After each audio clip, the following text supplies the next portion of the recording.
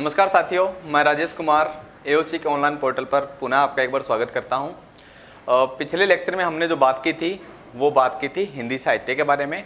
हिंदी साहित्य का जो शुरुआत कहाँ से हुआ था, हिंदी साहित्य इतिहास जो लिखने का प्रयास किन किन ने किया था, किस जो अपने साहित्यकार ने प्रथम ग्रंथ लिखा था, कौन से जो भारतीय साहित्यकार ने प्रथम ग्रंथ लिखा था। उसके बाद हमने जो मुख्य इतिहासकार थे उनके ग्रंथों के बारे में बात की थी। चलो थोड़ा उसको आज फिर एक बार रिवाइज करते हैं, उसके बाद जो आगे का हम टॉपिक करेंगे। तो हमने क्या था, सबसे पहले जो हमने देखा था कि साहित्य इतिहास लिखने का प्रयास किया है वो गारसा दत्तासी के द्वारा किया गया था। हमने इसको पढ़ा था कि गारसा दत्तासी क्या थे, एक फ्रेंच विद्वान थे। गारसा दत्तासी फ्रेंच विद्वान थे और इनके ग्रंथ का नाम मैंने आपको बताया था, ग्रंथ का नाम था इस्तवार द ला लिटरेचर एंदुई हिंदुस्तानी। ग्रंथ का नाम था इस्तवार द ला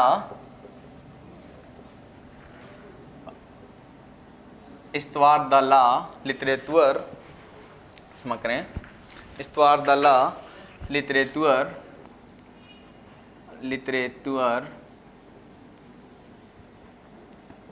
एंदुई हिंदुस्तानी। ठीक है, ये इनका इतिहास ग्रंथ था। मैंने आपको बताया था कि गारसा दत्तासी जो एक फ्रेंच विद्वान है, फ्रेंच विद्वान, हमने इस बात को भी ध्यान रखना है। ये जो प्रश्न है कई बार पूछ लिया जाता है कि एक जो विद्वान है, कौन से विद्वान, तो ये फ्रेंच विद्वान है। इस्तवार द ला लिटरेचर एंदुई हिंदुस्तानी, ये इनके ग्रंथ का नाम है। प्रकाशन वर्ष की हमने बात की थी, तो इसका जो प्रकाशन वर्ष था वो 1839, इसका जो प्रथम भाग प्रकाशित हुआ था और इसका जो दूसरा भाग प्रकाशित हुआ था वो था 1847 में। ये हमने इसके बारे में बात की थी। और ये जो हमारा क्या है, हिंदी साहित्य का प्रथम ग्रंथ था जो कि गारसा दत्तासी एक फ्रेंच विद्वान के द्वारा लिखा गया था। ग्रंथ का नाम था इस्तवार द ला लिटरेचर एंदुई हिंदुस्तानी। इसके बारे में हमने बात की थी। इस्तवार होता है इतिहास, द ला लिटरेचर मतलब कि इसका लिटरेचर, एंदुई हिंदुओं के द्वारा बोली जाने वाली हिंदी, और हिंदुस्तानी जो मुसलमान लोग जो हिंदी बोलते थे उसको हिंदुस्तानी नाम दिया गया। और इसका जो प्रकाशन हुआ था वो था 1839 में और 1847 में। इसके जो दो भाग प्रकाशित हुए थे और इसके बाद में एक काफ़ी समय बाद जो एक इसका भाग प्रकाशित हुआ था वो 1871 में हुआ था। तो ये जो हमने इसके बारे में पढ़ा था। एक इसमें तथ्य और था कि इसमें 738 कवि थे। गारसा दत्तासी ने जो अपना पहला ग्रंथ लिखा इस्तवार द ला लिटरेचर हिंदुस्तानी में 738 कवि थे, जिसके अंदर मात्र जो 72 कवि को जो हिंदी के थे इनको शामिल किया गया था। तो ये जो पहला इतिहास ग्रंथ था, इस जो नज़रिए से इसकी जो महत्व है वो और भी ज़्यादा बढ़ जाता है। इसके बाद दूसरे इतिहास ग्रंथ की हमने बात की थी, तो दूसरा इतिहास ग्रंथ हमारे पास था शिव सिंह सेंगर का। शिव सिंह सेंगर का, और ग्रंथ का नाम क्या था, ग्रंथ का नाम शिव सिंह सरोज। ठीक है, शिव सिंह सेंगर के ग्रंथ का नाम है शिव सिंह सरोज। प्रकाशन वर्ष इसका हमने किया था। प्रकाशन वर्ष की बात करें तो 1883 जो इसका प्रकाशन वर्ष था। ये जो हमारा दूसरा इतिहास ग्रंथ है, तो इसके बारे में मैंने आपको बताया था कि इसमें जो प्रश्न पूछा जाता है वो इस प्रकार से पूछा जाता है कि जो किसी भारतीय विद्वान के द्वारा प्रथम ग्रंथ कौन सा लिखा गया है। देखिए, जो प्रथम साहित्य इतिहास का ग्रंथ है वो प्रथम ग्रंथ है गारसा दत्तासी के द्वारा, जो कि एक फ्रेंच विद्वान है। लेकिन अगर आपसे पूछ लिया जाता है कि किसी भारतीय विद्वान के द्वारा, तो भारतीय विद्वान के द्वारा प्रथम ग्रंथ लिखा गया है शिव सिंह सरोज, जिसका जो प्रकाशन वर्ष है 1883 है। इसके अंदर हम कवि की बात करें तो इसमें कवि हैं 998 कवि, लगभग 1000 कवि। ठीक है, तो प्रथम जो हमारा ग्रंथ था वो था गारसा दत्तासी का, और दूसरा है शिव सिंह सेंगर का। इसके बारे में हमने बात की थी। शिव सिंह सरोज जो कि एक भारतीय विद्वान है। प्रकाशन वर्ष इसका 1883 रहेगा, और कवि इसमें 998 कवि, लगभग 1000 कवि, और बाकी मैंने आपको इसके बारे में थोड़ा विस्तार में बता दिया था। नंबर 3 पे हमने बात की थी जॉर्ज ग्रियर्सन की। जॉर्ज ग्रियर्सन का जो इतिहास ग्रंथ है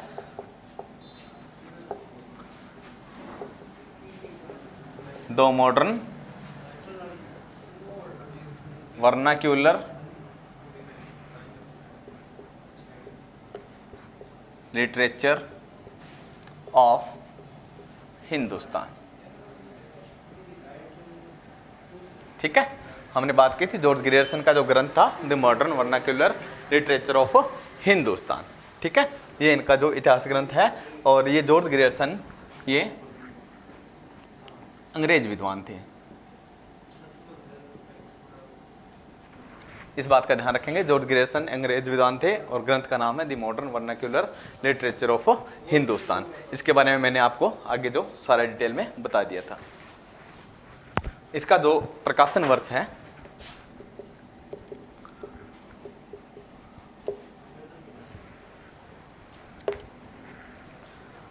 1888 में इसका पहला प्रकाशन हुआ था।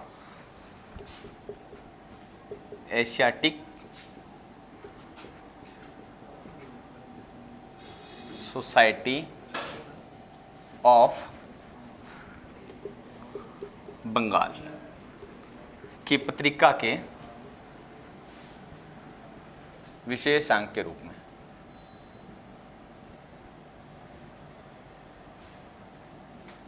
ये इसका महत्वपूर्ण तथ्य है, इस बात का हम ध्यान रखेंगे। इसका प्रकाशन है जो 1888 के अंदर एशियाटिक सोसाइटी ऑफ बंगाल की पत्रिका के विशेष अंक के रूप में हुआ था, इस बात का हम विशेषता ध्यान रखेंगे।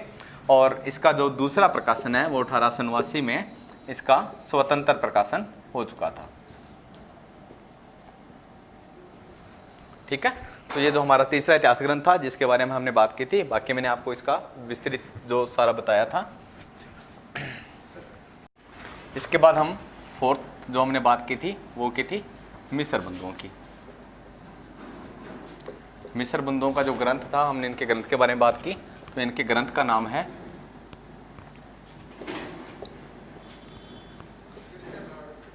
मिस्र बंधु विनोद।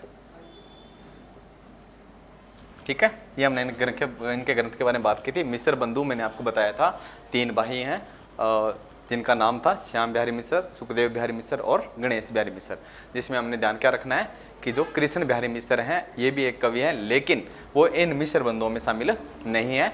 इनके ग्रंथ के हमने प्रकाशन वर्ष की बात की थी।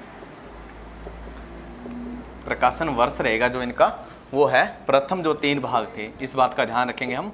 प्रथम 3 भाग जो थे वो 1913 में थे। ठीक है, प्रथम 3 भाग 1913 में, और जो इसका एक 4th भाग आया था, चौथा जो भाग आया था वो था 1934 में। फिर हमने इसके अंतर्गत कवियों की बात करी थी, तो कवि जो है इसके अंतर्गत 4591 कवि थे, लगभग जो 5000 थे, लगभग 5000 कवि थे। ठीक है, ये जो मिस्र बंधुओं के द्वारा ग्रंथ लिखा गया था, इसके बारे में हमने थोड़ी ब्रीफ बात कर ली है। उसके बाद हम बात करेंगे मिस्र बंधुओं का जो ग्रंथ है, इसकी जो उपयोगिता है वो आचार्य रामचंद्र शुक्ल भी जो मानते हैं। इसके अंदर मैंने आपको बताया कि 4591 कवि थे। ठीक है, तो इन्होंने लगभग उस समय के जितने भी कवि थे उस समय के, उनको सभी को इन्होंने क्या किया था, अपने ग्रंथ के अंतर्गत इन्होंने स्थान दिया था। ठीक है, चाहे वो गौण कवि थे, चाहे वो मुख्य कवि थे। ठीक है, जहाँ से इनको जिन कवि का पता चला उन कवियों को इन्होंने क्या किया, अपने ग्रंथ के अंदर शामिल कर लिया।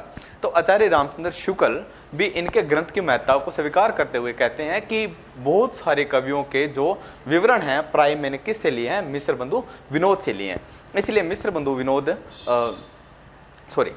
जो मिस्र बंधु का ग्रंथ है उनसे क्या है, इन्होंने ग्रंथ लिया, जो अपने कवियों का विवरण लिया है, इसलिए इस जो ग्रंथ का महत्व है वो और भी ज़्यादा बढ़ जाता है। ठीक है, मिश्र बंधु विनोद का।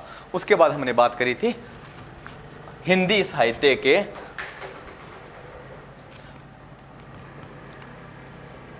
रामचंद्र शुक्ल की। ठीक है, रामचंद्र शुक्ल हिंदी साहित्य के अंतर्गत जिनका नाम है वो सर्वोपरि लिया जाता है, वो है आचार्य रामचंद्र शुक्ल। ठीक है, आचार्य रामचंद्र शुक्ल के इतिहास ग्रंथ की हमने बात की थी। इतिहास ग्रंथ था इनका, कौन सा इतिहास ग्रंथ था? इनका इतिहास ग्रंथ था हिंदी साहित्य का इतिहास। हमने कल बात की थी हिंदी साहित्य का इतिहास। ठीक है, इसका जो प्रकाशन वर्ष था 1929। ठीक है, हमने इसके अंतर्गत बात की थी कि इसको जो इतिहास ग्रंथ को लिखने में जो सहयोग दिया था वो रामचंद्र वर्मा ने, रामचंद्र शुक्ल ने और डॉक्टर श्याम सुंदर दास जी का सहयोग था। और सबसे पहले जो प्रकाशित हुआ था ये हिंदी शब्द सागर की भूमिका के रूप में प्रकाशित हुआ था। उसके बाद इसका जो प्रकाशन है वो स्वतंत्र प्रकाशन हुआ था। ठीक है, तो इसके अंतर्गत हमने बात करी थी कि जो आचार्य रामचंद्र शुक्ल हैं, इन्होंने आदिकाल को जो नाम है, अभी हम आज पढ़ेंगे, आदिकाल को जो नाम है वो वीरगाथा काल नाम दिया था। ठीक है, इसके बारे में हम डिटेल में पढ़ेंगे। ठीक है, तो ये इनका रामचंद्र शुक्ल जी का इतिहास है, हिंदी साहित्य का इतिहास ग्रंथ है ये। प्रकाशन वर्ष 1929। आदिकाल को इन्होंने वीरगाथा काल नाम दिया था और इन्होंने 900 वर्षों के समय को लगभग 4 कालखंडों के अंदर विभाजित किया था। ठीक है, तो इन्होंने क्या किया था, विभाजित अपने जो ग्रंथ को विभाजन किया है, जिसका कि आज भी जो प्रमाणिक माना जाता है। सबसे ज़्यादा जो प्रमाणिक माना जाता है वो हिंदी साहित्य का इतिहास आचार्य रामचंद्र शुक्ल जी का जो ग्रंथ है उसको ही सबसे ज़्यादा प्रमाणित माना जाता है। सबसे ज़्यादा स्टीक है, जो सबसे ज़्यादा महत्वपूर्ण हिंदी के अंदर अगर कोई ग्रंथ है तो वो है हिंदी साहित्य का इतिहास।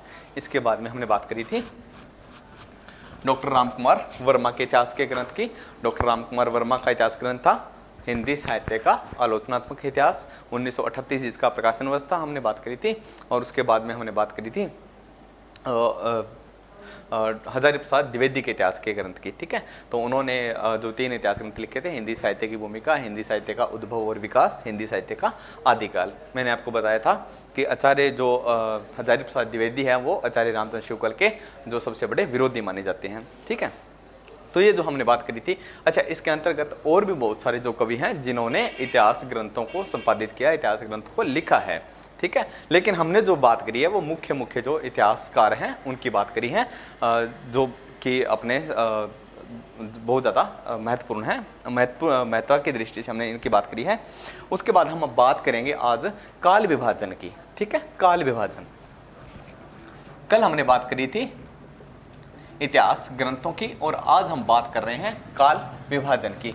अच्छा, काल विभाजन देखिए क्या होता है कि समय के अनुसार बहुत सारी परिस्थितियां होती है और परिस्थितियों के अनुसार जो कोई भी अगर ग्रंथ है तो उसको क्या है, अलग अलग स्थितियों के अनुसार, समय के अनुसार उनको कालखंडों में बांटा जाता है। तो सभी कवियों ने क्या है, अपनी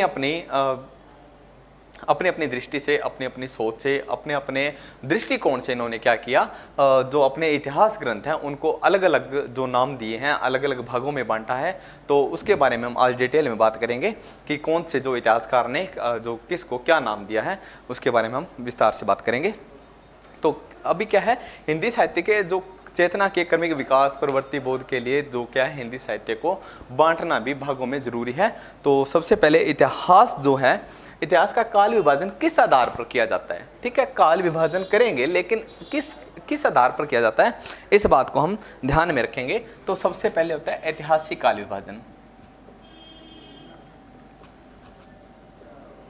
ऐतिहासिक काल विभाजन, ऐतिहासिक काल विभाजन में क्या आएगा, ऐतिहासिक का मतलब होता है इतिहास के अनुसार। ठीक है, इतिहास का जो काल है उसके जो अनुसार है उसका नामकरण करना। देखिए ऐतिहासिक के अंदर जैसे आदिकाल, मध्यकाल, ठीक है, आधुनिक काल, इस प्रकार का जो नामकरण है वो ऐतिहासिक काल विभाजन के अंतर्गत आता है। फिर है नंबर 2 पर जो काल विभाजन किया जाता है वो किया जाता है शासक के और उसके शासन के आधार पर। शासक और उसके शासन के आधार पर।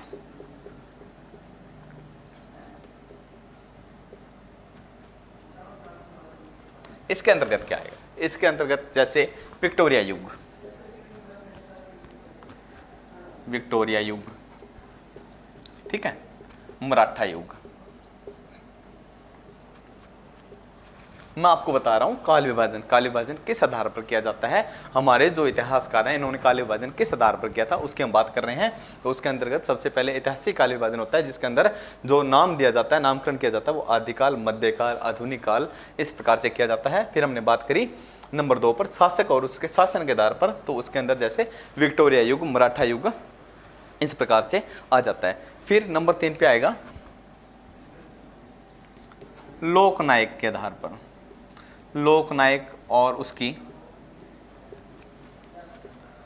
उसकी चेतना के आधार पर।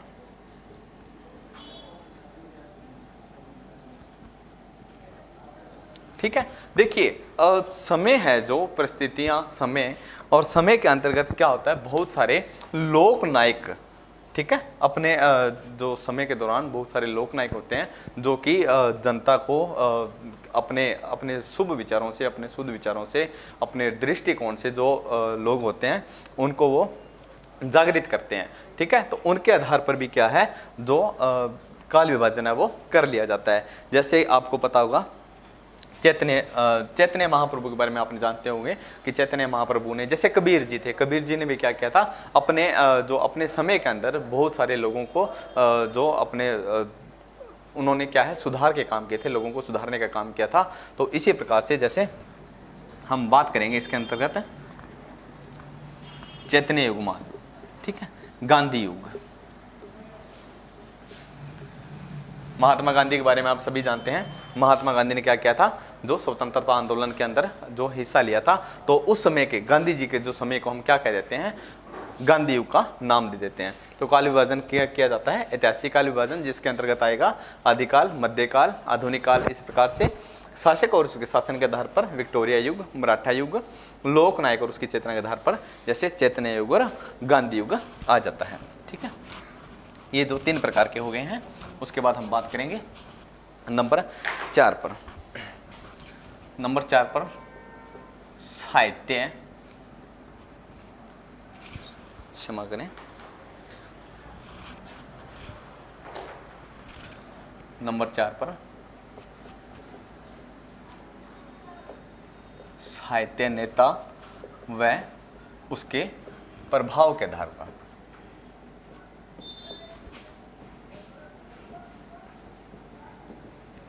ठीक है, साहित्य नेता कि साहित्य का जो नेता है उसके प्रभाव के आधार पर। देखिए जो क्या है, समय समय पर जो नेतागण है, या मान के चलो कि जो मुख्य जो लोग होते हैं, जो अपनी दृष्टिकोण से लोगों का नज़रिया जो बदल देते हैं, तो उस हिसाब से क्या है, उस समय के जो नेता मीन्स की जो मुख्य लोग हैं, ठीक है, जो कि जो लोगों को जो पथभ्रष्ट लोग हैं उनको सही रास्ते पर लाने का जो यत्न करते हैं, प्रयत्न करते हैं, तो अपने साहित्य के आधार पर जिन्होंने प्रयत्न किया था, तो उसके अनुसार हम क्या करते हैं, जो काल विभाजन कर देते हैं। ठीक है, जैसे भारतेंदु युग,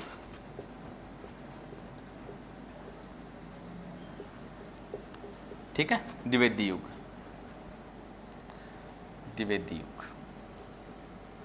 ठीक है, इनके बारे में आप जानते हो कि भारतेंदु जी ने क्या किया था, जो रीतिकाल के जो कवि थे, जो कि एक किस्म से अपने पद से भ्रष्ट हो चुके थे, जो जिनका सिर्फ काम रह गया था अपने राजाओं का यशोगान करना काम रह गया था, तो उन्होंने भारतेंदु जी ने क्या किया, एक किस्म से लोगों को जगाया था।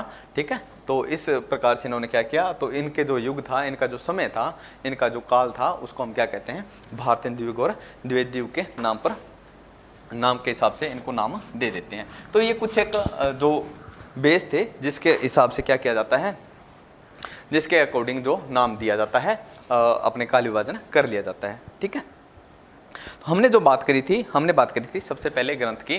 तो सबसे पहला ग्रंथ था किसका था, गारसा द तासी का।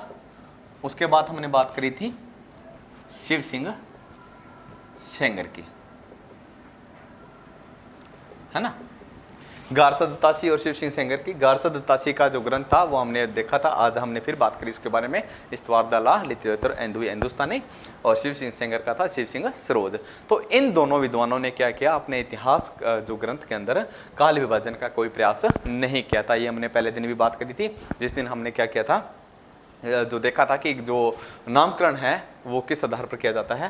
तो गारसा दत्तासी ने और शिव सिंह सेंगर ने क्या है, काल विभाजन का बिल्कुल कोई प्रयास नहीं किया था। तो काल विभाजन का प्रयास किसने किया था, ठीक है, काल विभाजन का, या काल विभाजन किसने किया था पहली बार, काल विभाजन पहला किसने किया था, आपको याद हो, पहला किया था, पहला जो काल विभाजन किया गया है वो किया गया है जॉर्ज ग्रियर्सन के द्वारा, जॉर्ज ग्रियर्सन के द्वारा, ठीक है। जॉर्ज ग्रियर्सन ने क्या किया है, जॉर्ज ग्रियर्सन का ग्रंथ कौन सा है, the modern vernacular literature of Hindustan, ठीक है, मैं लिख देता हूं, इनका ग्रंथ है the modern vernacular literature of Hindustan.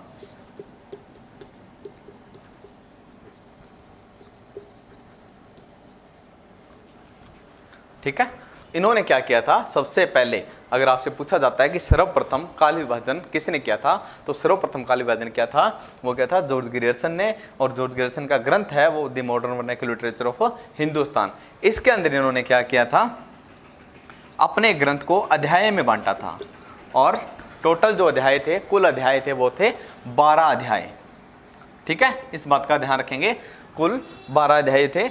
अगर 12 अध्याय के अंदर इनको बांटा था, अब हम क्या करेंगे कि जो इनके 12 के 12 अध्याय हैं उनके हम नाम हमने जो इतने महत्वपूर्ण नहीं हैं उसको हम याद नहीं रखेंगे, लेकिन हम याद रखेंगे इनका जो पहला नामकरण है, जो इन्होंने नाम दिया है पहले अध्याय को, वो दिया है चारण काल, ठीक है, पहला दिया इन्होंने चारण काल नाम, चारण काल। चारण काल अब किसको नाम दिया, चारण काल नाम दिया इन्होंने आदिकाल को, ठीक है, थोड़ा याद रखने के लिए मैं बता दूं आपको, चारण काल जो नामकरण है वो किसका किया गया है, आदिकाल का। तो सबसे पहले काल विभाजन का प्रयास किया गया, वो जॉर्ज ग्रियर्सन के द्वारा किया गया। ग्रंथ का नाम the modern vernacular literature of Hindustan. अध्याय इसके अंदर 12 अध्याय हैं, और पहला जो अध्याय है, पहले अध्याय को इन्होंने नाम दिया है चारण काल। अब इस ग्रंथ के अंतर्गत कुछ एक कमियां हैं,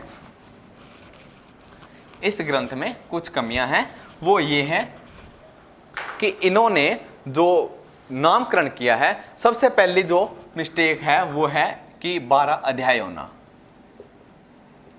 ठीक है, 12 अध्याय होना भी एक क्या है, कमी है, क्योंकि अध्यायों की संख्या है वो बहुत ज़्यादा हो गई है। तो जैसे इनको जो एक थोड़ा सा भी अगर इनको अलग लगा तो उन्होंने इनको अलग एक जो नाम दे दिया था, जो कि ठीक नहीं है। 12 अध्याय और 12 नाम देना, एक अपने इतिहास ग्रंथ को 12 भागों में बांटना कदापि उचित नहीं है। और दूसरी बात, इन्होंने क्या है, कवियों का वर्गीकरण नहीं किया, इन्होंने कवियों का वर्गीकरण भी नहीं किया। ये भी क्या है, इनकी एक जो बड़ी है कमी मानी जाती है, ठीक है। और मैंने आपको बताया कि 12 अध्याय है, तो इसकी ये कमी है कि इसकी जो संख्या है वो अधिक है, इसकी संख्या अधिक है, इतने जो नामकरण है वो कदापि उचित नहीं है।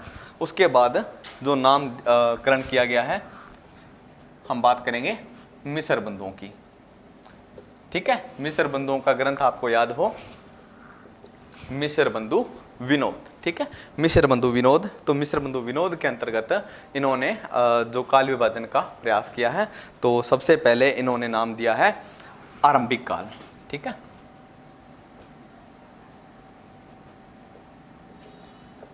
क्या नाम दिया है इन्होंने, आदिकाल को आरंभिक काल नाम दिया है, जिसका समय इन्होंने रखा है 700 से, ठीक है। इस चीज़ का हम ध्यान रखेंगे कि इनका समय रखा है वो 700 से 1444 विक्रमी संवत रखा है। अब इन्होंने क्या किया, आरंभिक काल को भी आगे पुनः 2 भागों में बांटा है, ठीक है। आरंभिक काल को इन्होंने क्या किया है, पुनः दो भागों में बांटा है। सबसे पहले पूर्व आरंभिक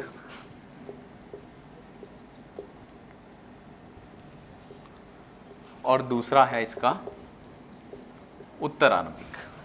दूसरा काल है इनका उत्तर आरंभिक। ठीक है, इनकी जो समय सीमा मैं लिख देता हूं, 700 से 1343 और 1344 से। ठीक है, इनके बारे में आपको थोड़ा विस्तार से बताऊंगा अभी। और दूसरा जो इन्होंने नामकरण किया है वो क्या है, माध्यमिक काल। माध्यमिक काल, ठीक है। माध्यमिक काल जो इन्होंने पुनः जो नामकरण किया है, ये क्या है, 1680 विक्रमी संवत तक। इसका भी इन्होंने पुनः दो भागों में जो विभाजन किया है। पहले को इन्होंने नाम दिया है पहले की तरह ही पूर्व माध्यमिक काल, और दूसरे को नाम दिया है इन्होंने उत्तर माध्यमिक काल।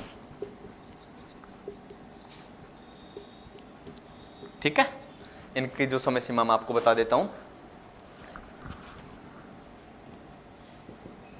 1560 और 1561 से 1680 इन्होंने जो समय सीमा रखी है।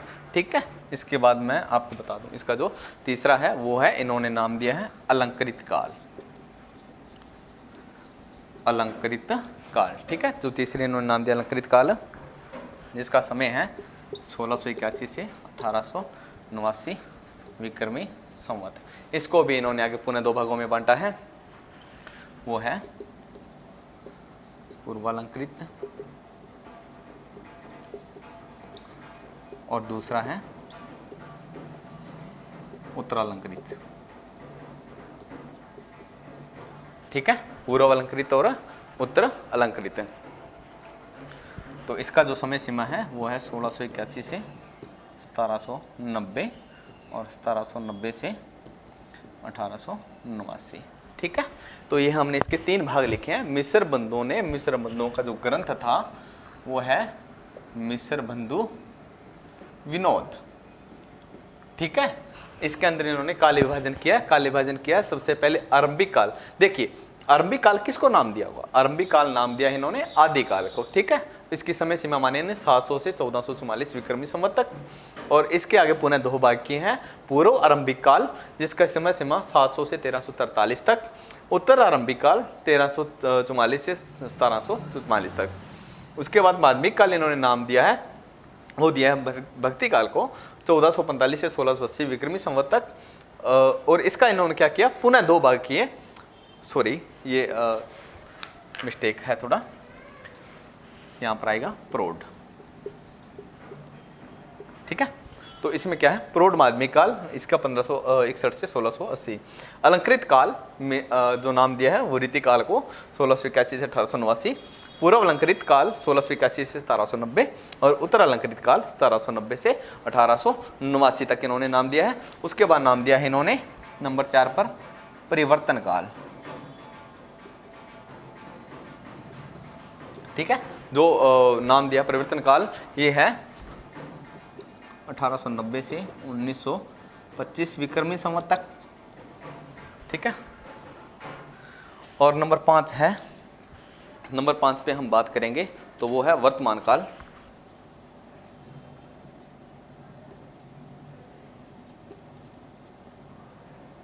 (1926) से अब तक। ठीक है, तो अभी हमने इसके बारे में बात करेंगे। मिस्र बंधुओं का ग्रंथ मिस्र बंधु विनोद। मिस्र बंधु मैंने आपको बताया 3 भाई हैं, श्याम बिहारी मिस्र, सुखदेव बिहारी मिस्र और गणेश बिहारी मिस्र। ठीक है, तो ये जो ग्रंथ है इसके जो प्रथम 3 भाग हैं वो 1913 में प्रकाशित हुए हैं और जो इसका चौथा भाग है वो 1934 में प्रकाशित हुए हैं। और इसके अंतर्गत कुल जो कवियों की अगर बात करें तो 4591 कवि हैं। मैंने आपको बताया सबसे बड़ा ग्रंथ माना जाता है। आचार्य रामचंद्र शुक्ल ने भी इसकी जो महत्ता वो स्वीकार की है। ठीक है, तो इन्होंने क्या किया है, अपने ग्रंथ के अंदर जो काल विभाजन करने का प्रयास किया है, काल विभाजन किया है। तो इन्होंने कौन कौन सा काल विभाजन किया है उसके बारे में बात कर रहे हैं। तो सबसे पहले ये जो नाम देते हैं अपने ग्रंथ के अंदर, आदिकाल को नाम देते हैं आरंभिक काल। ठीक है, इस बात का ध्यान रखेंगे आप, आदिकाल को क्या नाम दे रहे हैं, ये आरंभिक काल। समय सीमा देखिए इसकी 700 से 1444 विक्रमी संवत तक। ठीक है, इसको फिर ये आगे पुनः 2 भागों में बांटते हैं। पूर्व आरंभिक काल देखिए 2 भागों में बांटते हैं। पूर्व आरंभिक काल 700 से 1343 तक, उत्तर आरंभिक काल 1344 से 1744 तक। ठीक है, उसके बाद माध्यमिक काल नाम देते हैं 1445 से 1680 तक, जिसके अंतर्गत पूर्व माध्यमिक काल 1445 से 1560 और प्रौढ़ माध्यमिक काल है 1561 से 1680। उसके बाद अलंकृत काल नाम देते हैं 1681 से 1879 विक्रमी संवत। इसको भी ये पुनः 2 भागों में बांटते हैं। पूर्व अलंकृत काल 1681 से 1790, उत्तर अलंकृत काल 1790 से 1889। उसके बाद पुनः 2 नाम देते हैं, परिवर्तन काल और वर्तमान काल। ठीक है, परिवर्तन काल और वर्तमान काल। अभी मैं आपको इसके बारे में इसकी थोड़ी कमियां बताता हूं कि इस जो ग्रंथ के अंतर्गत है ये जो काल विभाजन मिश्र बंधुओं के द्वारा किया गया है, इसके अंदर थोड़ी सी कमियां हैं, वो मैं आपको बताता हूं। आप ध्यान से देखें, ये देखिए ये जो समय सीमा है आरंभिक काल, आरंभिक काल इसका मतलब क्या है कि एक पूरा काल। ठीक है, तो इस काल का जो पूरा समय अगर हम देखें तो 700 से 1444 तक लगभग 700 वर्ष। ठीक है, लगभग 700 वर्ष या 750 वर्षों का इसमें समय है। ठीक है, जिसको इन्होंने क्या किया, 2 भागों में बांटा है, पूर्व में और उत्तर में। 700 वर्षों के समय को इन्होंने 2 भागों में बांटा है, पूर्व में और उत्तर में। ठीक है, मान लेते हैं। दूसरा है माध्यमिक काल। माध्यमिक काल का समय देखें 1445 से 1680 तक, लगभग कितना, लगभग 200 वर्ष। ठीक है, इसमें हम देखें तो लगभग ये 700 वर्ष थे, इसमें देखा जाए तो लगभग ये 200 वर्ष हैं। ठीक है, अगर ये निकाला जाए इनकी वैल्यू तो लगभग मान के चलो तो 200 वर्ष हैं। 200 वर्षों का इसके अंदर जो समय है, इसमें इन्होंने क्या किया कि इनको इस ग्रंथ को इन्होंने माध्यमिक काल को 2 भागों में बांटा है, जिसमें पूर्व माध्यमिक काल 1445 से 1560 तक इन्होंने किया है। दूसरा इन्होंने क्या किया, प्रौढ़ माध्यमिक काल। प्रौढ़ देखिए ये जो इन्होंने शब्द प्रयोग किया है प्रौढ़, प्रौढ़ का भाव क्या हुआ, प्रौढ़ का भाव हुआ पुराना, बहुत ज्यादा पुराना।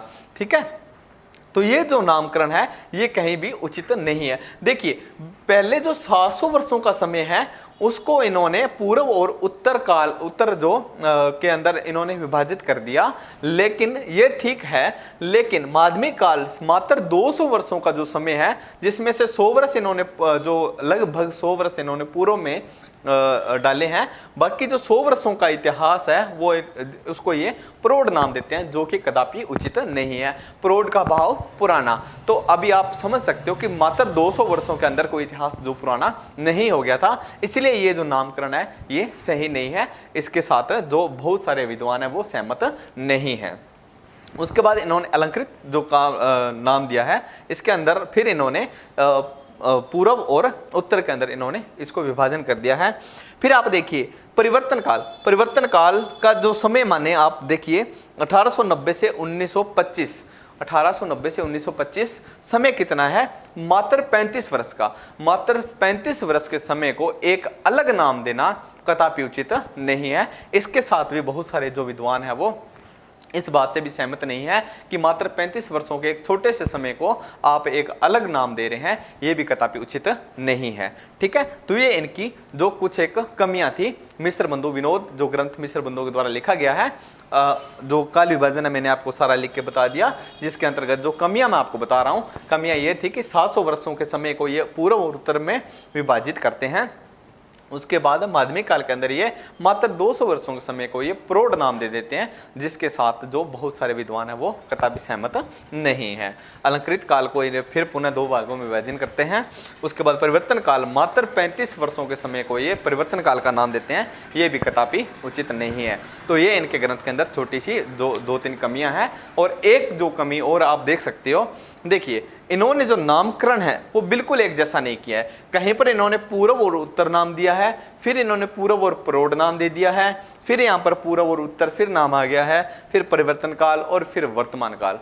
इनका जो नामकरण है वो भी क्या है, एक जैसा नहीं है। ये भी इनके ग्रंथ की एक कमी मानी जाती है। ठीक है, ये जो सारा आप इस बात का थोड़ा सा ध्यान रखेंगे कि जो आरंभिक काल है वो 700 वर्षों के अंदर भी एक जैसा रहता है, और माध्यमिक जो काल है वो मात्र 200 वर्षों में प्रौढ़ हो जाता है। तो ये इनके ग्रंथ की एक कमी मानी जाती है।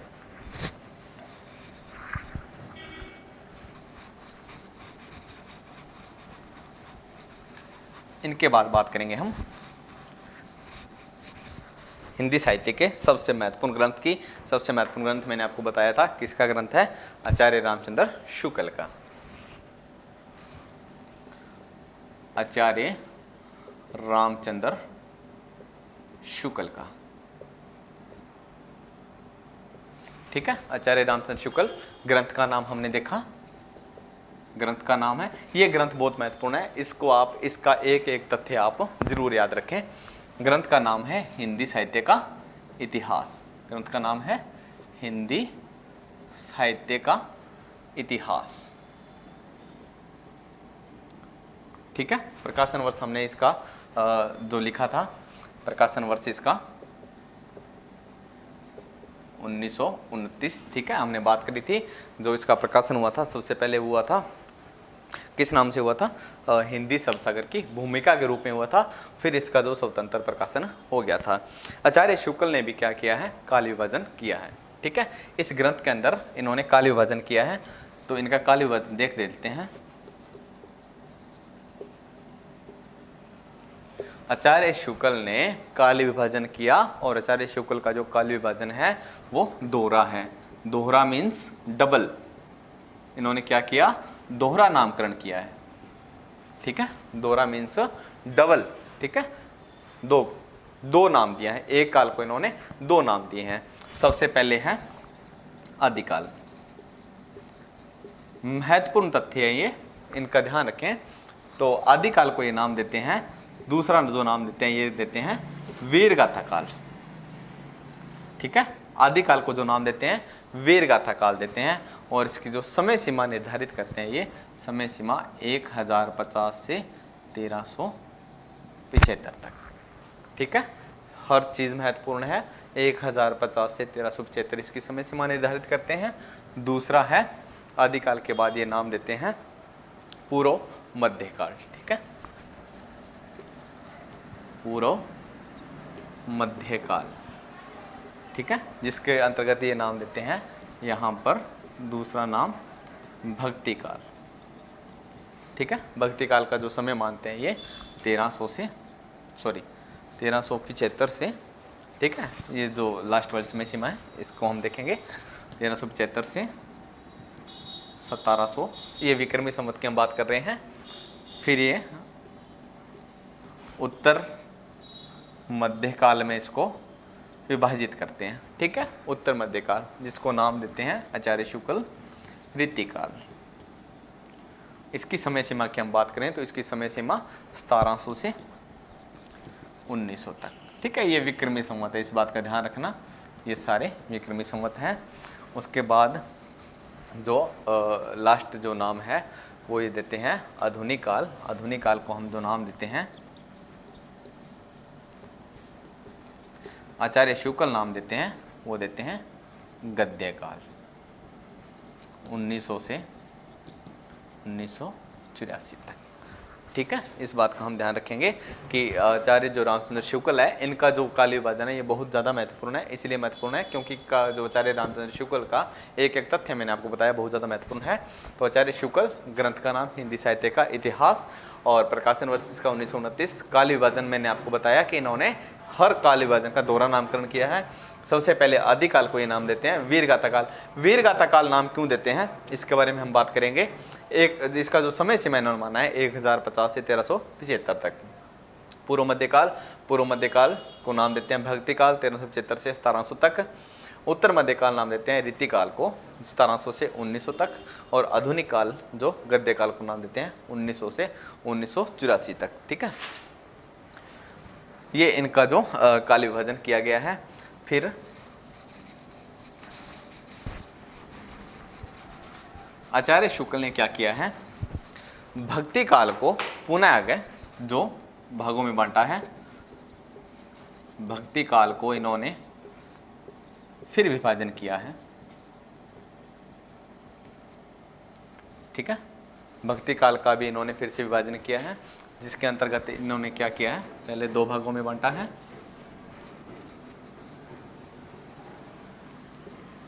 निर्गुण और सगुण। ठीक है, निर्गुण काव्य धारा और सगुण काव्य धारा, निर्गुण काव्य धारा और सगुण काव्य धारा।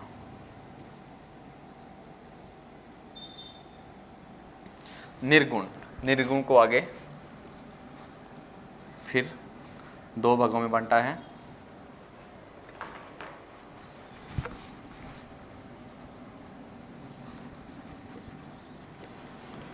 ज्ञानाश्रयी और प्रेमाश्रयी। ठीक है, और सगुण को भी इन्होंने पुनः दो भागों में विभाजित किया है, कृष्ण काव्य और राम काव्य।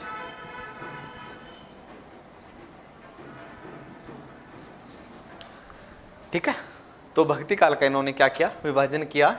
भक्ति काल का भी इन्होंने आगे विभाजन किया दो काव्य धाराओं में, मुख्य सगुण में और निर्गुण में। निर्गुण को आगे फिर इन्होंने पुनः दो विभाजन किए हैं, ज्ञानाश्रयी और प्रेमाश्रयी, और सगुण काव्य धारा को भी इन्होंने कृष्ण काव्य और राम काव्य।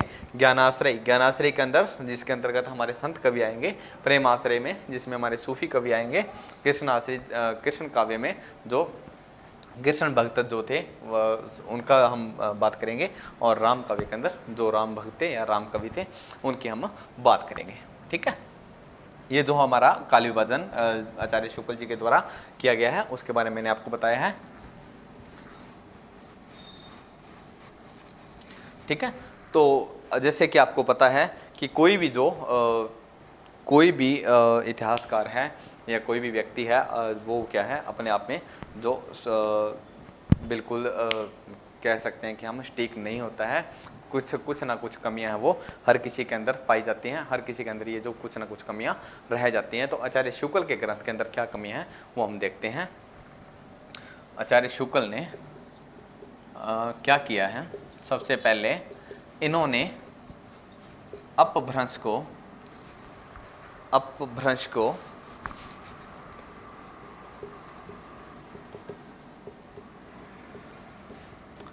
पुरानी हिंदी का नाम दिया।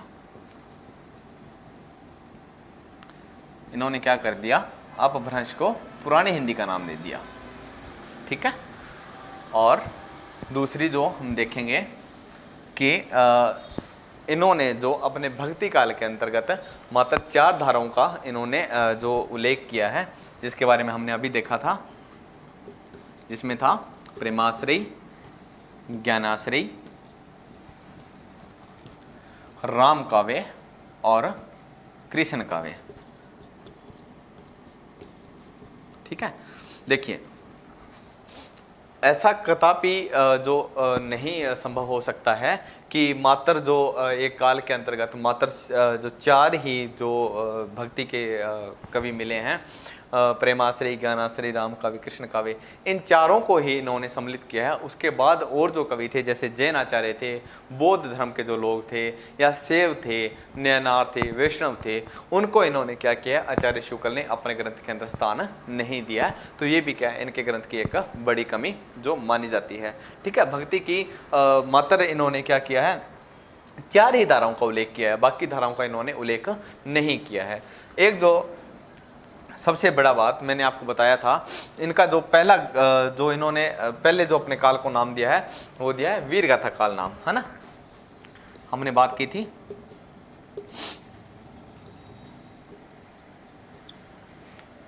वीरगाथा काल,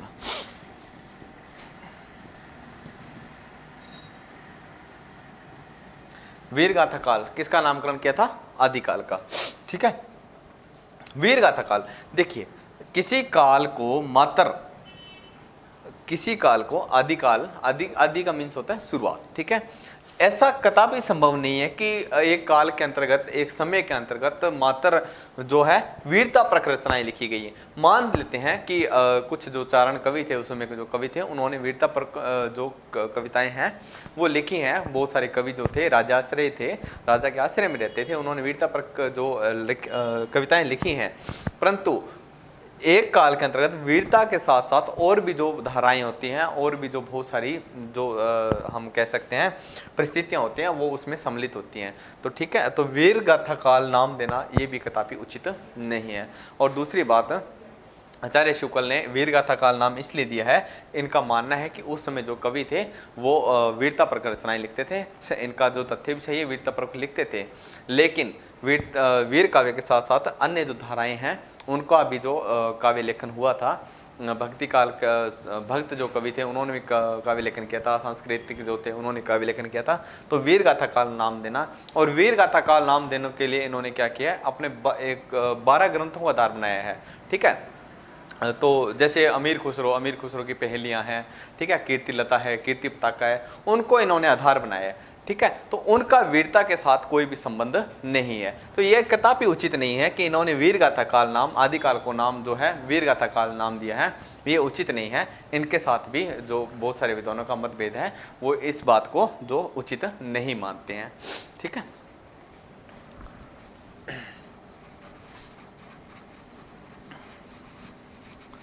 आगे हम बात करेंगे डॉक्टर रामकुमार वर्मा की। डॉक्टर रामकुमार वर्मा, ठीक है, हमने कल भी जो इनके बारे में पढ़ा था। डॉक्टर रामकुमार वर्मा का ग्रंथ है हिंदी साहित्य का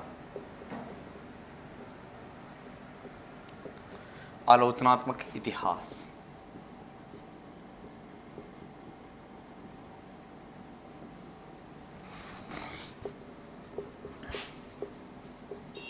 प्रकाशन वर्ष अगर आपको याद हो तो मैंने बताया था 1938, ठीक है। प्रकाशन है इसका 1938, ठीक है। डॉक्टर रामकुमार वर्मा, इतिहास ग्रंथ है हिंदी साहित्य का आलोचनात्मक इतिहास, प्रकाशन वर्ष इसका 1938, ठीक है।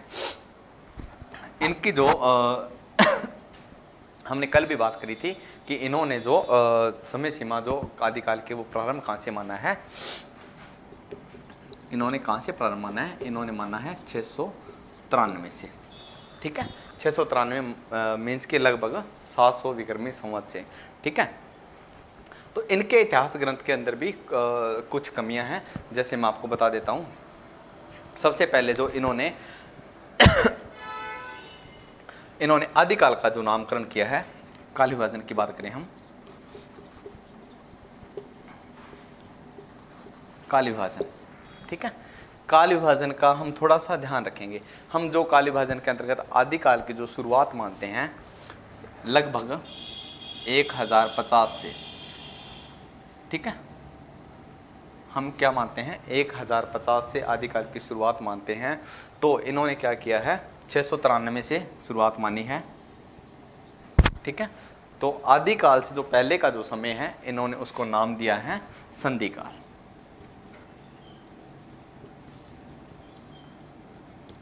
ठीक है। संधिकाल नाम क्यों दिया, संधिकाल नाम, और इसकी जो समय सीमा मैं आपको बता दूं से 1000 तक। संधिकाल नामकरण इसलिए दिया गया, इनका मानना था कि उस समय 750 और 1000 के बीच में हिंदी और अपभ्रंश, ठीक है, हिंदी का अस्तित्व है वो नीचे जा रहा था, और अपभ्रंश का अस्तित्व नीचे जा रहा था, और हिंदी जो नए अस्तित्व में आ रही थी, ठीक है। तो दोनों का उसमें क्या हुआ था, संधि हुई थी, दोनों का एक किस्म से हम कह सकते हैं अपभ्रंश का और हिंदी का दोनों का जो मिलाप था। तो उस काल को इन्होंने नाम दिया है संधिकाल, ठीक है। उसके बाद इन्होंने नाम दिया है आदिकाल को, जो नाम दिया है, महत्वपूर्ण बात यह है कि इन्होंने आदिकाल को क्या नाम दिया है, आदिकाल को इन्होंने नाम दिया है चारणकाल, ठीक है। आदिकाल का इन्होंने नामकरण किया है चारणकाल, और इसकी समय सीमा इन्होंने मानी है 1000 से 1375 तक, ठीक है। इनके जो ग्रंथ में महत्वपूर्ण दो ही बातें हैं कि इन्होंने क्या क्या नामकरण किए हैं। सबसे पहले काल विभाजन के अंदर संधि काल नामकरण किया है, जो कि आदिकाल से पहले का समय है। ठीक है, इस बात का कई बार क्या होता है कि हम कन्फ्यूज होकर और आदिकाल का नाम है जो संधि काल जो हम सही कर देते हैं, लेकिन आदिकाल का नाम इन्होंने चारण काल ही नाम दिया है। आदिकाल से भी पहले का जो समय था उस जो समय को इन्होंने नाम दिया है वो संधि काल नाम दिया है। ठीक है, तो ये इनके डॉक्टर रामकुमार वर्मा का इतिहास ग्रंथ के बारे में मुख्य तथ्य हैं। इसको हम इतना याद रखेंगे कि काल विभाजन के अंतर्गत संधि काल 750 से 1000 तक और चारण काल 1000 से 1375 तक। हमने कल भी इनके बारे में बात की थी कि इन्होंने जो सबसे पहला कवि किसको माना है, समयभू को। समयभू को ये हिंदी का पहला जो कवि माने के भूल कर बैठे हैं, क्योंकि समयभू का जो समय है वो अपभ्रंश के अंतर्गत आता है, तो ये हिंदी का पहला कवि उसको मानने की भूल कर बैठे हैं। इस ग्रंथ के अंदर दो बातें ध्यान रखेंगे, इन्होंने नामकरण किया है वो संधि काल और चारण काल। ठीक है,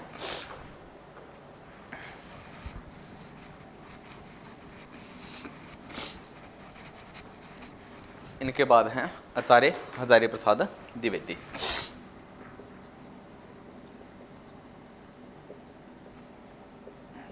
आचार्य हजारी प्रसाद द्विवेदी। ठीक है, इनके जो 3 ग्रंथ थे कौन कौन से थे? हिंदी साहित्य की भूमिका,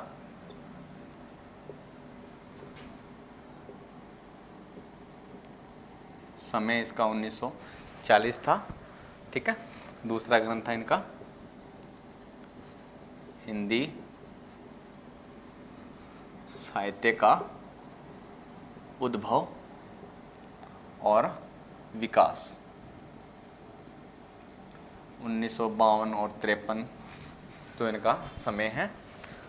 और तीसरा ग्रंथ है इनका हिंदी साहित्य का आदिकाल। ठीक है, 1954 इसका जो समय सीमा थी।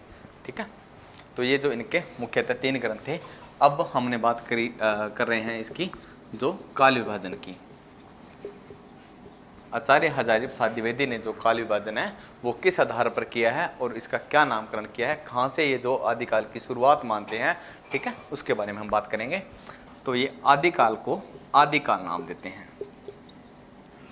ठीक है, महत्वपूर्ण बात यह है कि आदिकाल को ये आदिकाल नाम देते हैं, जिसकी समय सीमा मानते हैं 1000 से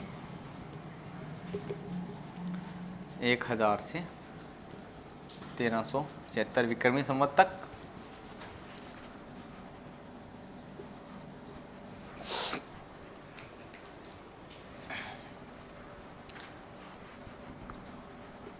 फिर नामकरण करते हैं भक्ति काल संवत 1375 से 1700 विक्रमी संवत तक। उसके बाद नामकरण करते हैं ये ऋतिकाल की जो समय सीमा है वो संवत 1700 से 1900 तक। ठीक है, और उसके बाद आधुनिक काल, समय सीमा इनकी संवत 1900 से अब तक। ठीक है, आचार्य हजारी प्रसाद द्विवेदी का जो काल विभाजन है वो सटीक माना जाता है। आज भी हिंदी साहित्य के अंदर अगर किसी का काल विभाजन जो सटीक और सही माना गया है तो वो है आचार्य हजारी प्रसाद द्विवेदी का। ठीक है, इनके 3 ग्रंथ हैं, हिंदी साहित्य की भूमिका 1940, हिंदी साहित्य का उद्भव और विकास 1952 और 53, हिंदी साहित्य का आदिकाल 1954 और इनका काल विभाजन है आदिकाल। ठीक है, आदिकाल को नाम इन्होंने आदिकाल दिया है। इनका जो नामकरण है यह उचित जो सिद्ध होता है कि आदि का मीन्स होता है शुरुआत। ठीक है, तो ये क्या है, भ्रामक जो कोई भी आगे जो प्रवृत्ति के लेखक हैं उनको ये भ्रामक धारणा नहीं पैदा करता है। आदि से हम मान सकते हैं कि शुरुआत है, तो ये जो नामकरण उचित है। उसके बाद भक्तिकाल समय सीमा 1375 से 1700 तक, ऋतिकाल संवत 1700 से 1900 तक, आधुनिक काल है संवत 1900 से अब तक जो समय है उसको ये डॉक्टर गणपति चंद्र गुप्त की। ठीक है, डॉक्टर गणपति चंद्र गुप्त। डॉक्टर गणपति चंद्र गुप्त इतिहास ग्रंथ का नाम हमने कल भी बात करी थी, मैं आपको पुनः बता देता हूँ। इतिहास ग्रंथ है हिंदी साहित्य का हिंदी साहित्य का वैज्ञानिक इतिहास। हिंदी साहित्य का वैज्ञानिक इतिहास। ठीक है, हिंदी साहित्य का वैज्ञानिक इतिहास। तो इन्होंने क्या किया है, काल विभाजन किया है। काल विभाजन मुख्य इन्होंने क्या किए हैं, दो भाग किए हैं। कौन कौन से किए हैं, मुख्य इन्होंने दो ही भाग किए हैं। सबसे पहला भाग है 1857 से पहले, और दूसरा किया है इन्होंने 1857 के बाद। ठीक है, मुख्यतः इन्होंने दो भाग किए हैं, 1857 से पहले और दूसरा है 1857 के बाद का।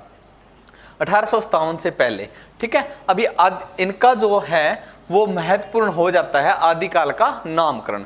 आदिकाल को ये क्या नाम देते हैं, ये नाम देते हैं प्रारंभिक। ठीक है, प्रारंभिक काल महत्वपूर्ण तथ्य है ये।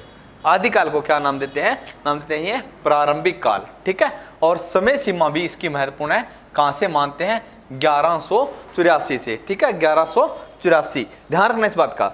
आदिकाल को नामकरण देते हैं ये प्रारंभिक काल, और समय सीमा है 1100 से 1184 से 1350 तक। महत्वपूर्ण तथ्य है।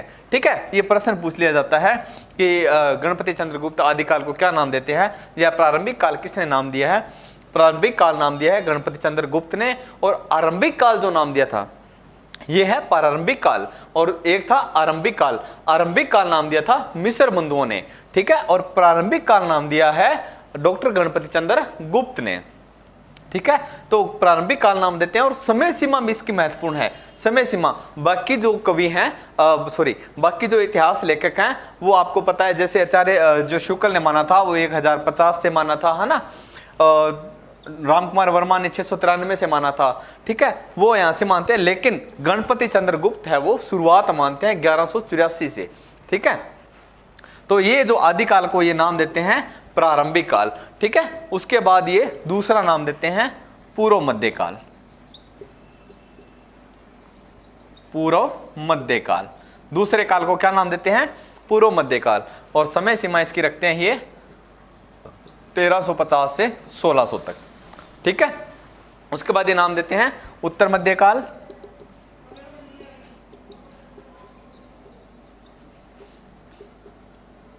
और इसकी समय सीमाएं रखते हैं, इसकी जो समय सीमा रखते हैं ये 1600 से, इसकी समय सीमा 1600 से 1857 तक की। ठीक है, इसकी समय सीमा 1600 से 1857 तक। ठीक है, ये हो गया 1857 से पहले का। इन्होंने, मैंने आपको बताया, दो काल विभाजन किए, 1857 से पहले का और 1857 के बाद का। ठीक है, अब ये देखिए आप आधुनिक काल।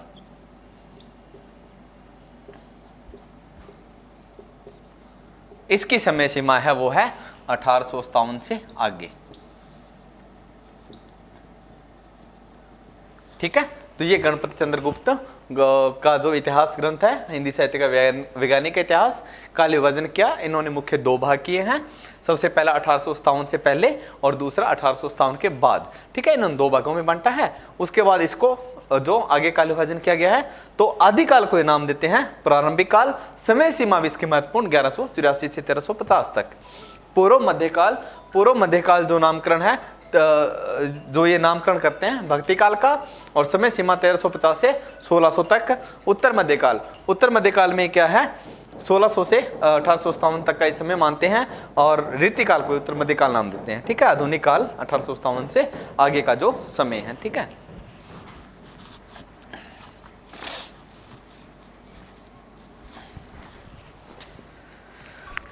ये जो हमने अभी बात करी, जो कुछ एक मुख्य जो इतिहासकार हैं उनकी। ठीक है, कि उन्होंने कहाँ से जो समय की जो काल विभाजन किया है, समय की शुरुआत कहाँ से मानी है, किस काल को क्या नाम दिया है। ठीक है, तो इन सभी का जो हमने अभी जो इसके अंदर जो अध्ययन किया, तो अभी जो आदर्श काल विभाजन है वो हम कैसे मानते हैं। आदर्श काल विभाजन,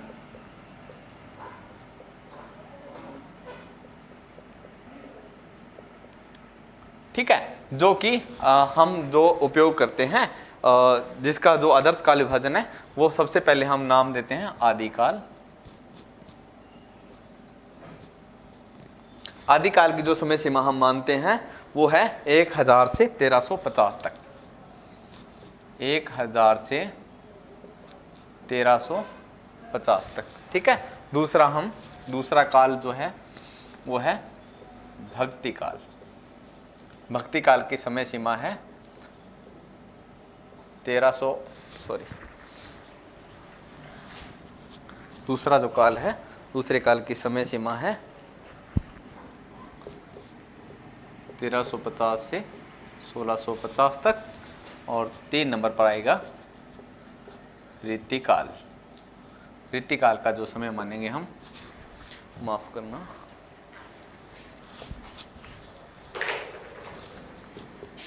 1650 से 1850 का जो समय है। और उसके बाद है आधुनिक काल।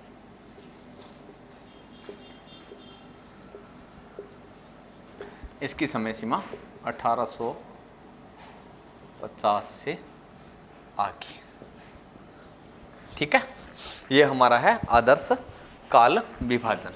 ठीक है, अगर हम सभी का अध्ययन करने के बाद अगर हम काल विभाजन करते हैं तो ये जो काल विभाजन सटीक उपयुक्त जो सिद्ध होता है कि आदिकाल को हम मानेंगे 1000 से 1350 तक, भक्ति काल को मानेंगे 1350 से 1650 तक, रीतिकाल मानेंगे 1650 से 1850 और आधुनिक काल मानेंगे हम 1850 से आगे। आधुनिक काल के अंदर आपको पता है कि इसके अंतर्गत आगे भी जो काल थे वो कौन सा था। सबसे पहला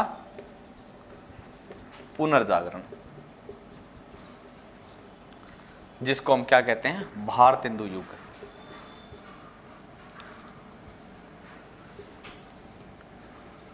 ये इनके जन्म वर्ष से शुरू होकर, भारतेंदु जी का जन्म 1850 से, ठीक है, 1850 से 1900 तक।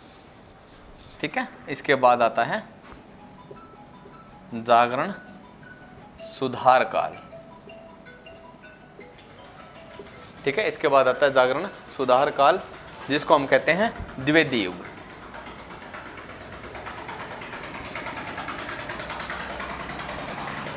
इसकी जो समय सीमा रहेगी वो 1900 से 1938 तक। ठीक है, इसकी जो समय सीमा रहेगी, माफ करें, 1900 से 1920 तक। ठीक है, तो ये हमारा दूसरा है। इसके बाद आता है छायावाद।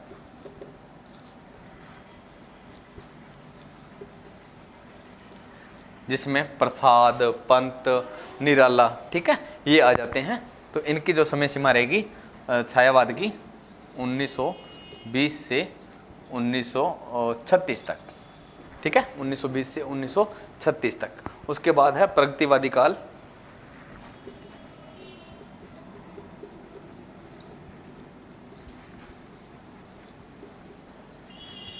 उन्नीस 1943 तक। ठीक है, उसके बाद नवलेखन, या जिसको आप नई कविता भी कह सकते हो, नवलेखन काल। ठीक है, इससे पहले प्रयोगवाद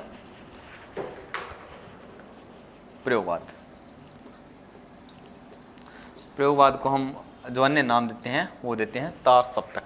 क्या नाम देते हैं? तार सप्तक। ठीक है, जिसको हम अगेय युग भी कह सकते हैं। ठीक है, तो वो है, इसकी जो समय सीमा है 1953 और इसके बाद आएगा नवलेखन काल, जिसकी समय सीमा रहेगी 1953 से अब तक।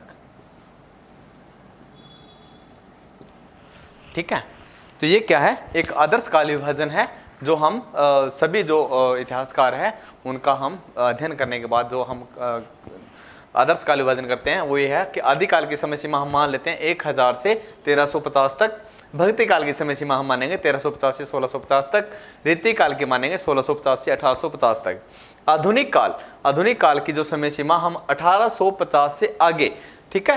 तो आधुनिक काल के अंतर्गत क्या है, धीरे धीरे जिस प्रकार से जो सुधार होते गए हैं, ठीक है, तो उसके अनुसार क्या है, अलग अलग जो इनका नामकरण किया गया है, ठीक है। सबसे पहले पुनर्जागरण काल, ठीक है, पुनर्जागरण काल जिसको हम भारतेंदु युग कहते हैं, ठीक है। भारतेंदु जी ने क्या किया, भारतेंदु जी का जन्म है, जन्म वर्ष 1850 से हम क्या मानते हैं, पुनर्जागरण काल या भारतेंदु युग इसको मानते हैं, जिसकी समय सीमा 1850 से 1900 तक है।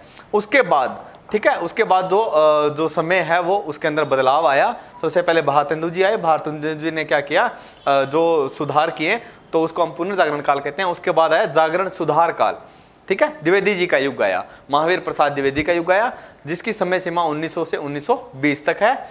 उसके बाद छायावाद के अंदर प्रसाद, पंत, निराला, महादेवी वर्मा, ठीक है, तो इनका जो युग आया, तो इसको 1920 1936 इसकी समय सीमा रहेगी। प्रगतिवाद काल, प्रगतिवाद किसे कहते हैं, प्रगतिवाद जहां पर शोषण के विरुद्ध जो आवाज उठाई गई, जो लेखन किया गया, तो उसको हम कहते हैं प्रगतिवाद काल, जिसको 1936 से 1943 तक इसकी समय सीमा रहेगी। प्रयोगवाद जिसके अंतर्गत अगे जी का जो समय था, जिसके अंतर्गत तार सप्तक आए थे, तो वो जो उसकी समय सीमा 1953 तक रहेगी। नवलेखन काल 1953 से लेकर अब तक के काल को हम क्या कहते हैं, नवलेखन काल कहते हैं। तो ये क्या है, आदर्श काल विभाजन हम इसको मान सकते हैं, ठीक है।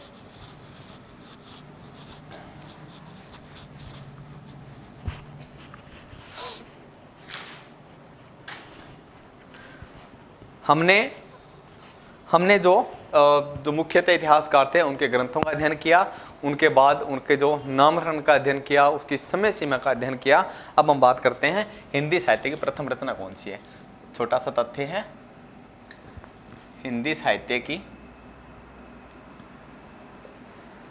प्रथम रचना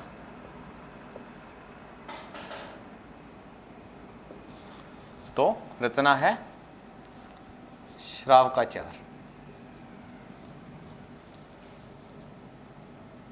आचार्य देवसेन की, ठीक है, जिसमें क्या है 250 दोहे या पद हैं, ठीक है। ये क्या है, हिंदी साहित्य की जो पहली हम रचना मानते हैं।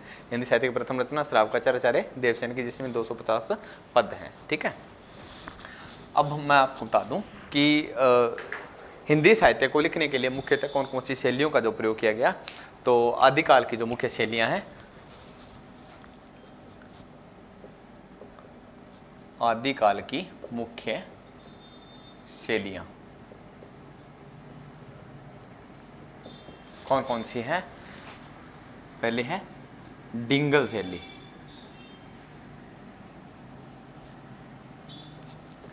और दूसरी है पिंगल,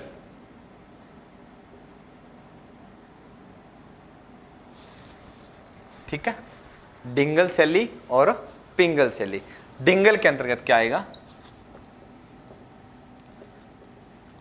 राजस्थानी के साथ अपभ्रंश, ठीक है। डिंगल के अंतर्गत राजस्थानी, उसके साथ अपभ्रंश। पिंगल के अंतर्गत व्रजभाषा, उसके साथ अपभ्रंश, ठीक है। डिंगल और पिंगल शैली, ठीक है। डिंगल और पिंगल शैली। डिंगल का मीन्स क्या होता है, डींग हाँकना,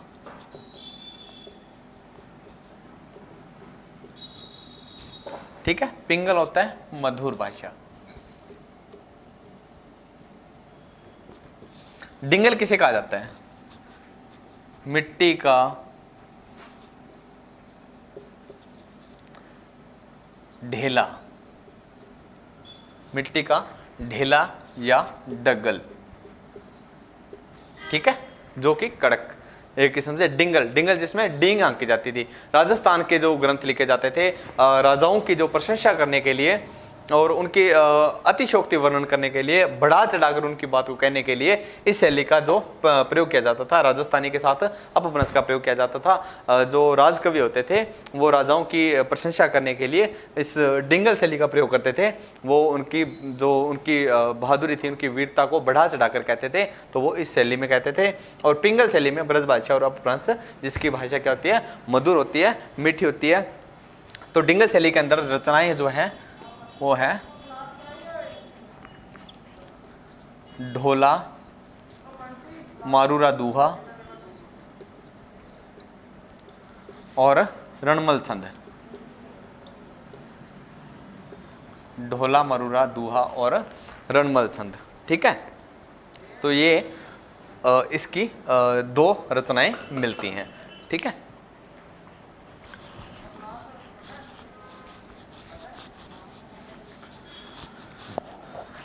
तो हमने सबसे पहले बात करी इतिहास ग्रंथों की। मुख्य जो इतिहासकार हैं, मुख्य जो जिन्होंने ग्रंथ लिखे हैं, बहुत सारे इतिहासकारों ने ग्रंथ लिखे हैं, लेकिन हमने जो मुख्य और जो हमारे लिए ज़रूरी हैं उनकी हमने बात करी थी विस्तार के अंदर। उनके बारे में पढ़ा कि उनका ग्रंथ कौन सा था। जैसे गारसा दत्तासी का पहला ग्रंथ था इस्तवार द ला लिटरेचर हिंदुस्तानी, ठीक है, जो कि एक फ्रेंच विद्वान थे। और उसके बाद हमने बात करी दूसरा जो ग्रंथ था शिव सिंह सेंगर का शिव सिंह सरोज ग्रंथ, ठीक है। इस प्रकार से हमने क्या सभी ग्रंथों की बात करी, उनके जो समय की बात करी। उसके बाद हमने उनका जो काल विभाजन, किस प्रवृत्ति के आधार पर काल विभाजन किया जाता है, जैसे मैंने आपको बताया था, है ना, कि शासक और उसके शासन के आधार पर, है ना, इस प्रकार से जो साहित्य नेता के आधार के, उसके नाम के आधार पर, ठीक है, उसके काल विभाजन की बात करी। फिर हमने बात करी कि जो हमारे इतिहासकार हैं उन्होंने किस आधार पर किस जो काल का नाम रखा है। उसके बाद हमने उनकी समय सीमा की बात करी। तो इसी के साथ जो आज का हमारा ये जो लेक्चर है ये समाप्त होता है। अगली वीडियो में हम आपको जो इसके आगे का विषय है वो पूरा करवाएंगे। धन्यवाद।